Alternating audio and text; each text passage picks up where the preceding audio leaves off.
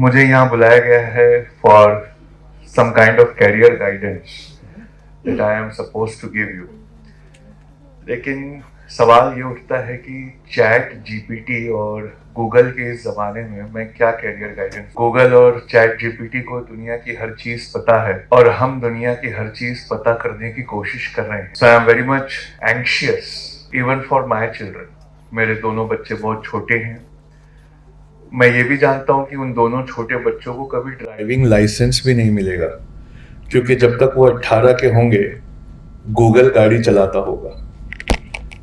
आज भी वैसे गूगल ही गाड़ी चला रहा है। ड्राइवर तो बैठ के सिर्फ एक्सीलरेटर और brake in accordance with the guidance of Google वो प्रेस कर रहा है। और गूगल पता नहीं who has given the voice over to the Google Maps. अगर आप वो टर्न नहीं ले जो टर्न वो सजेस्ट कर रहा है तो वो डांट देता है। So we were trying to escape that turn, तो गूगल सेड कि in 300 metres turn left and we just kind of ignore. तो उसने कहा टर्न लेफ्ट। मतलब imagine we are just sitting there and we are pressing whatever we want to do, but everything else is in the hands of Google. Now here is something impossible that they have done, and that is the world which is waiting for you. It's not only the Lodi road that they show in 3 colors. Entire world, all the countries, each and every single road, they can show you the traffic in 3 colors. It's not only about the Lodi road, it's also in Sri Lanka, any lane you take, in Brazil, any lane you take, in New Zealand, any lane you take, they will show its traffic in 3 colors. And they will also calculate and tell you the estimated time of arrival, because people have taken those routes and people they have reached, they have clocked their time. उन्होंने अपना वक्त वहाँ पहुँचकर उसको बताया हुआ है, तो उसे पता है कि कितना भी कोई कर ले कितने बजे वो पहुँचेगा। Can you imagine in such a world you are going to opt for some kind of career? किसी न किसी कैरियर में आपको आना है। चैट जीपीटी ने और हंगामा किया हुआ है। वो इंसानों की तरह लिख सकता है। It's a big neural algorithm of spoken language. वो दुनिया की हर किताबों से, हर बोली हुई बात से, इंटरनेट पे जितना इंफॉर्मेशन फ्री है सबको एनालाइज करके it can give you, craft you a perfect answer. लेकिन मुझे लगता है कि दिस इज द स्टार्टिंग, जिसके बारे में हमेशा बताया गया था कि slowly the human beings will become dumb and the machines will become smarter. तो पूछा कैसे? तो they are telling us some statistics कि कैसा भी असाइनमेंट दे दो यूनिवर्सिटी में, no matter what kind of assignment you are giving, people will rush to chat GPT. It will do it in 9 nano seconds. जब 9 नैनो सेकेंड में chat GPT कर दे रहा है तो मुझे करने की क्या जरूरत है? But do you know that the most और rather I should say highest traffic on chat GPT will be on February 14, Valentine's Day. Why? Everyone wants to write a poetry for their loved ones and they want it customized with their name. So go to ChatGPT, give your person for whom you have some love in your heart उसका नाम दे दो and use this name and compose me a great poetry, and the chat GPT will do that. It will compose a great poetry. So you can simply imagine, आपकी जिंदगी अब आपकी भी है भी नहीं, उस पर बहुत सारे सर्च इंजिन्स का कब्जा है। आप क्या खरीदना पसंद करते हैं, Amazon ने उसकी एक लिस्ट बना के रखी हुई है और आपने Amazon के सर्च बार में जो जो लिख कर मिटाया है वो भी Amazon ने स्टोर किया हुआ है। आप महीने के किस दिन किस मूड में रहते हैं और जिस मूड में आप रहते हैं उस हिसाब से क्या स्टेटस लगाते हैं, व्हाट्सएप ने ये स्टोर किया हुआ है। एक ऐसा दोस्त जिससे कॉलेज में आप कभी मिले भी नहीं, उसको एक आध बार देखा था दूर से, अच्छा ये भी मेरे कॉलेज में पढ़ता है। After 30 years Facebook suggests you that friend is here, do you want to say hi? And the moment we press hi, वो उसको कहता है कि this person fellow remembers you, can you imagine? Just respond by saying hi, he also says hi, और then it becomes Urdu वाला हाय हाय that we never talked in college. College में तो हमने कभी बात भी नहीं की थी, and now we both are saying hi to each other. जब मैं स्कूलों में जाता हूं तो बच्चों से पूछता हूं कि घर में आपको सबसे अच्छा कौन समझता है, तो लड़कियां जल्दी से हाथ उठाती हैं और कहती हैं वालिद, फादर. मेरे फादर मुझे बहुत अच्छा समझते हैं. Even now it is I am listening to all podcast and interviews of some very well achieved ladies जिन्होंने लाइफ में बहुत अच्छा किया है. उन सब की कहानी शुरू होती है कि मेरे वालिद ने मुझे पढ़ने का शौक दिया, फिर किताबें दी, और इस शौक को परवान चढ़ाया तो मैं जहां पहुंची वहां पहुंची.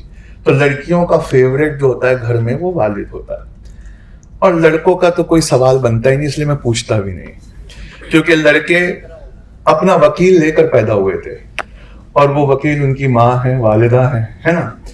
और ऐसा वकील दुनिया में किसी को नहीं मिलता, इतना पैशनेट वकील. मतलब सारे सबूत, सारे गवाह सामने लाके रख भी दो तो अम्मी के मुंह से यही निकलता है मेरे बच्चे ने कुछ नहीं किया. ओके, नहीं सीसीटीवी, क्या आपकी सीसीटीवी गलत है, कोई भी कर सकता है, लेकिन मेरे बच्चे ने, मेरी औलाद ने कुछ नहीं किया है. तो बच्चों का जो लड़कों का फेवरेट होता है ना, वो अम्मी होती है. तो मेरा सवाल बहुत बुनियादी होता है, आपको घर में सबसे अच्छा कौन समझता है? तो लड़कियां कहती हैं फादर समझते हैं, लड़के कहते थे नहीं वो तो मदर समझती हैं. पर मैं कहता हूं ये दोनों आंसर रॉन्ग है. आपको घर में सबसे अच्छा यूट्यूब समझता है.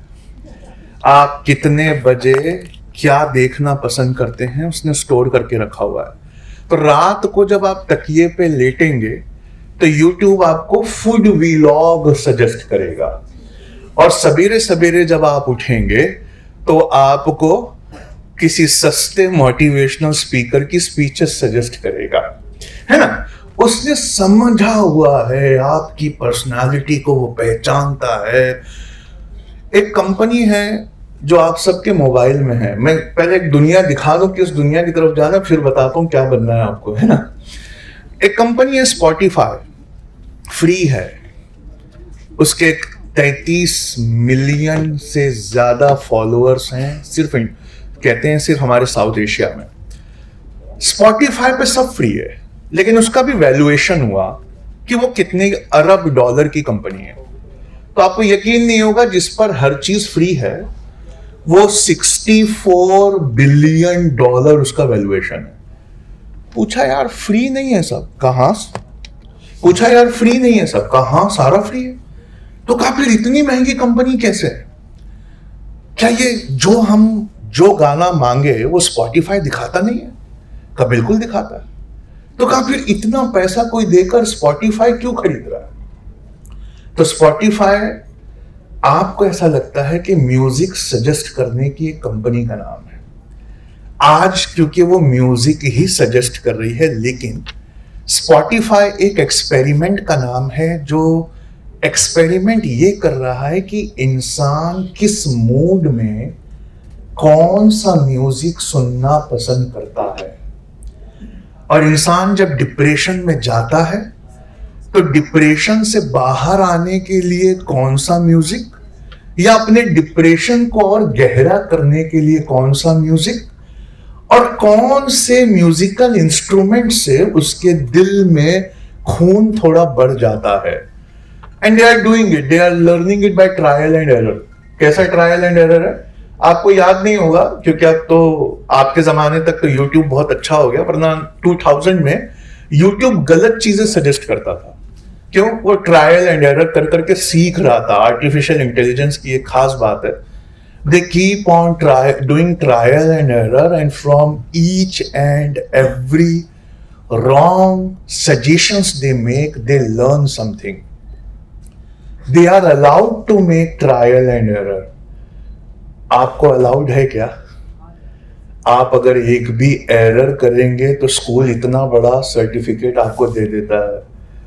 आपके परसेंटेज जैसे ही 90 से नीचे गए, दुनिया में आपको जीने का भी हक नहीं है. दुनिया कहती है कि तुम जी भी क्यों रहे हो, 95% से नीचे लाने वाले, तुम्हें शर्म से मर जाना चाहिए। और वो क्या करता है, उसका अपना प्रोबेबिलिटी रेट है। हर एआई सीख रहा है गलतियां कर करके, उन्हें गलतियां करना अलाउड है, गलतियों से सीखना अलाउड है। तो यहां आती है पहली बात दुनिया की। आपको अगर मैं एक सवाल पूछूं कि दुनिया में ऐसा कौन सा प्रोफेशन है जहां गलतियां सेलिब्रेट की जाती हैं दुनिया में? Can you tell me one profession where the what do you say failures are celebrated? एक अच्छा सा प्रॉम्प्ट आ सकता है उस तरफ से? Can you tell me one such profession in which the failures are celebrated, failures are cataloged, every line of the failure is written, and it is preserved and stored for always. And do you know the name of that profession? That profession is the world's most important profession. उसको कहते हैं science and scientific discovery या scientist. Scientist में whenever they do something wrong, they immediately catalog it, they immediately write a thesis on it, they immediately tell themselves that this is the way which will not work, so next time I shall avoid this work. और आपको और हमको तो गलतियां करने ही नहीं दिया गया। आपको तो हमको ये बताया गया कि उस खाला की बच्ची को देखो, उसने कहां से कहां तरक्की कर ली, उस फुफ्फू की बच्ची को देखो, वो कहां से कहां चली गई, और तुम गधे के गधे रह गए, है ना? इस तरह हमें बड़ा किया गया। और गूगल को कैसे बड़ा किया गया? गूगल ने पूरा अपनी जान लगा के लोधी रोड का सबसे अच्छा रास्ता, उसका एस्टिमेटेड टाइम ऑफ अराइवल, गलतियां कर करके यूट्यूब को क्या अलाउड किया गया? आपको गलत गलत सजेशन डाल के जब आपने क्लिक नहीं किए तो गूगल यूट्यूब ये भी स्टोर कर लेता, अच्छा ये क्लिक नहीं करते, रुक जाओ, ये मत दो, और कुछ दो। But do you no it's changing you bit by bit. मैं आपको एक बहुत अच्छे एग्जांपल बताता हूं, उससे आपको बहुत चीजें समझ में आएगी। एक चरस बेचने वाला, मिक्स लैंग्वेज इज अलाउड ना, मतलब इज इट ओनली नहीं, चरस थोड़ी मिक्स्ड अच्छी भी लगती है ना? तो एक चरस बेचने वाला रोज आपको चरस बेचता हो और एक ही क्वालिटी की बेचता हो, तो आप उस चरस वाले के पास नहीं आए। You will find some other supplier, थोड़ी ऊंची चरस दिया कर यार, इसमें मजा नहीं आ रहा, क्यों? I have become used to, है ना? I have become used to. तो चरस बेचने वाला क्या करता है? चरस को ग्रेड करके स्टोर करके रखता है, so that you keep returning again and again and each and every time you come back. So imagine it like this now. कल भी ये प्रोग्राम हो and I do deliver the same speech.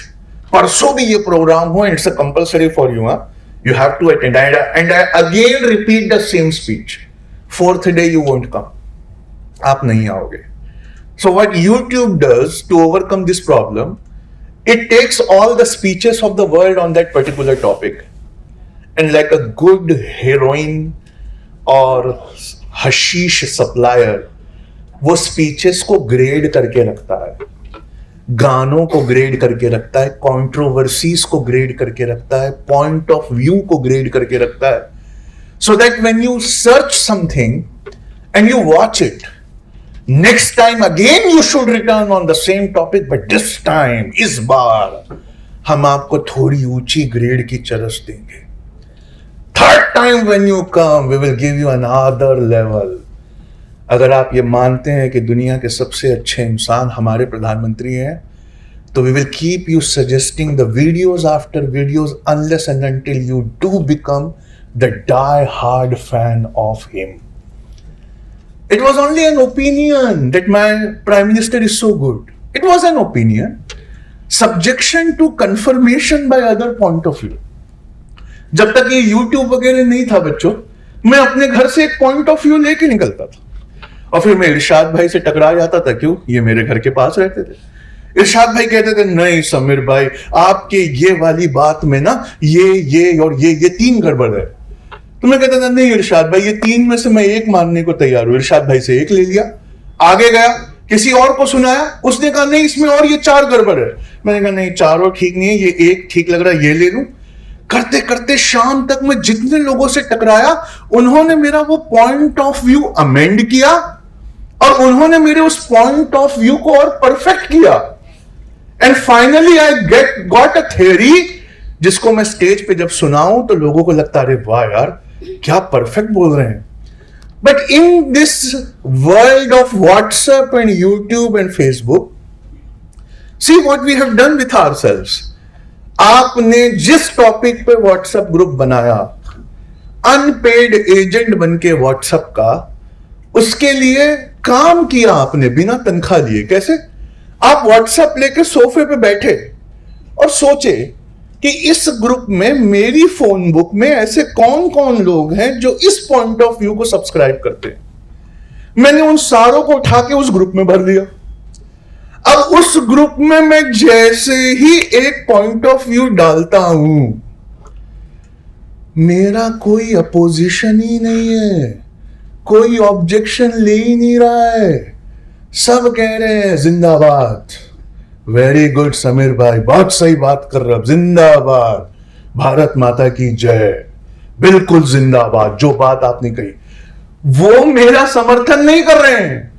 मैंने चुनकर उस पॉइंट ऑफ व्यू पे उन गधों को वहां भरा हुआ था, और जैसे उन गधों के सामने मेरा पॉइंट ऑफ व्यू आया, सारे गधे हम एक जैसे थे। सबने कहा वाह वाह वाह वाह वाह वाह, क्या बात बोल दिया, क्या बात बोल दिया। इस तरह क्या हो रहा है, हमारी गलत थ्योरीज और कंफर्म हो रही हैं। हम अपनी गलत थ्योरी में और आर्डेंट और स्ट्रिक्ट हो रहे हैं। हम अपनी गलत थ्योरीज को अपने सीने से लगाए घूम रहे हैं। क्यों? उसको सही करने वाला कोई नहीं है, कोई ऑब्जेक्शन उठाने वाला ही नहीं है। अब आप बताइए कि आप ऐसी दुनिया में क्या पढ़ाई करेंगे, किस करियर की तरफ जाएंगे जहां सर्च इंजिन्स मिलकर आपका एक पॉइंट ऑफ व्यू बनाते हैं। सर्च इंजिन्स मिलकर आपका एक पॉइंट ऑफ व्यू बनाते हैं। और अगर मैं आपको अभी एक टॉपिक दे दूं ना, तो वो गए दिन जब उस टॉपिक पे ऐसे लिखते वक्त हर तरह के व्यूज आते थे। अब अगर मैं आपको कोई ऐसे लिखने को दे दूं तो एक्सट्रीम व्यूज आते हैं। Either you are with us और यू आर अगेंस्ट अस, बीच की कोई बात अब नहीं होती। पूछा इतने हम एक्सट्रीम कैसे हो गए, तो कहा कि मैं तो वो पॉइंट ऑफ व्यू में हूं जो रेड कहता है, और मैं तो वो पॉइंट ऑफ व्यू में हूं जो ब्लैक कहता है। ऐसी दुनिया में कैरियर ढूंढना, पढ़ाई करना उतना ही मुश्किल है जितना दुनिया का सबसे मुश्किल तरीन प्रोजेक्ट है। इसलिए आपको आपके गूगल पे कुछ टाइप करना है अभी। If you want to do, you can do it now, you can do it later. आपको सिर्फ लिखना है 17 कंपनीज। क्या लिखना है? आवाज नहीं है, थोड़ा बताओ क्या लिखना है? 17 कंपनीज। और गूगल एक अच्छे स्लेव की तरह आगे का खुद ही भर देता है। जितना ज्यादा हम कोई चीज सर्च करते हैं तो गूगल प्रॉम्प्ट करता है, ऐसी है ना। आप सिर्फ लिखना बच्चों 17 कंपनीज, गूगल उसके आगे भर देगा that do not require a degree. 17 कंपनियां वर्ल्ड में ऐसी हैं जिनको आपकी डिग्री नहीं चाहिए। वो कहते हैं कि जो डिग्री आपके पास है वो आपके वालिद के खर्चे की रसीद है, आप उन्हीं को ले जाके दे दो। We don't want your degree. वो डिग्री के बेसिस पे नौकरी दे ही नहीं रहे हैं। 17 कंपनीज पढ़ना। पहली कंपनी का नाम क्या है? अमेज़न। दूसरी कंपनी गूगल, तीसरी पेंगुइन, चौथी स्टारबक्स, फेसबुक। दुनिया की वो हर कंपनी जहां काम करना एक ख्वाब की तरह होता है, उन्हें आपसे सब चाहिए, बस एक चीज नहीं चाहिए। क्या? आपकी डिग्री। वो डिग्री जिसके लिए आप सवेरे जल्दी उठते हो, अपना घर बार छोड़कर कॉलेज जाते हो, रात दिन पढ़ाई करते हो। आपके माँ बाप सबको बताते हैं मेरा बच्चा, मेरी बच्ची फला डिग्री कर रही है। गूगल कहता है नहीं चाहिए वो डिग्री, अमेज़न कहता है नहीं चाहिए वो डिग्री, फेसबुक कहता है नहीं चाहिए वो डिग्री, टेस्ला कहती है नहीं चाहिए वो डिग्री, स्पेस एक्स कहता है नहीं चाहिए वो डिग्री। तो पूछा डिग्री नहीं चाहिए तो क्या चाहिए यार? बस यहीं पे जवाब है इस ज़माने के कैरियर का। वो कहते हैं देखो यार, हम ना ये चीज़ बनाते हैं, ये मैं एक चीज़ ले लेता हूँ, है ना। तो वो कहते हैं ना कि देखो यार, हम ना ये बिस्लेरी हैं, हमारी कंपनी का नाम बिस्लेरी, हम ये बनाते हैं, इसमें तुम्हें नौकरी करनी है, डिग्री विग्री नहीं चाहिए, वो घर पे दे आओ, बस इतना बता दो कि इस बिस्लेरी में हम और नया क्या कर सकते हैं। कुछ ऐसा बता दो हमारी बिस्लेरी को जो सिर्फ हमारा ही पानी पूरी दुनिया में बिके, और हम ऐसा इस बॉटल के साथ क्या कर सकते हैं। If you can answer this one question with a big package, we are ready to hire you right now. अब मैं ये बॉटल आपके सामने रख देता हूं, ध्यान से देखना। ये बॉटल आपने कई बार देखी है। इससे पहले के इंटरव्यूज में जब ये क्वेश्चन हुआ तो किसी ने बहुत अच्छी बात बता दी होगी कि सर, आपके बिस्लेरी की बॉटल में जितना पानी होता है ना, लोग 3-4 घुट पीने के बाद बचा हुआ पानी लेके घूमते हैं, until and unless there comes a dustbin जिसमें वो फेंक सके। तो ना हमें पानी की क्वांटिटी कम कर देना चाहिए। एक इंसान को जितना, या 2 इंसान मिलकर जितना पी सकते हैं, बॉटल छोटी कर देते हैं सर। बिस्लेरी ने कहा यू आर हायर्ड, आ जाओ। उस दिन से ये बॉटल भी छोटी होगी। पियो, फेंको, लेके मत घूमो। आपको याद है वो, हम जब ट्रेन से उतरते थे, बच्चे थे, मैं क्या बोल रहा हूँ, बहुत सारे आप में से अभी भी बच्चे हैं, है ना, मैं बड़ों के लिए कह रहा हूँ। ट्रेन से जब हम उतरते थे, बच्चे हैं, तो हमारे वालिद हीमैन की तरह सारा सामान अपने पे लाद लेते थे। माँ एक कर्तव्य परायण पतिव्रता स्त्री की तरह बचा हुआ सामान लाद लेती थी, और हमसे क्या कहा जाता था, बेटा वो पानी उठा लेना सारे। तो हम बचे बचे पानी की 4-5 बॉटल उठा लेते थे। अब कोई नहीं उठाता बॉटल, क्यों? किसी ने इंटरव्यू में जवाब दिया, साहब छोटी कर दो बॉटल, बस काफ़ी है, वो हायर हो गया।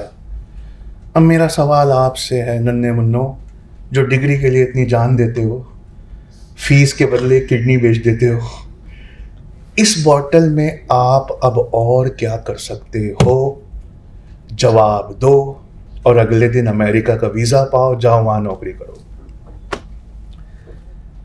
This is what the world is asking. This is what the world is asking. Do you have creativity? Do you have imagination? Do you have problem solving? Do you have an alternate point of view? Can you make us stand apart? Can you make us alone in this category? इसमें से एक का भी जवाब अगर हाँ है ना आपके पास, तो आपकी नौकरी पक्की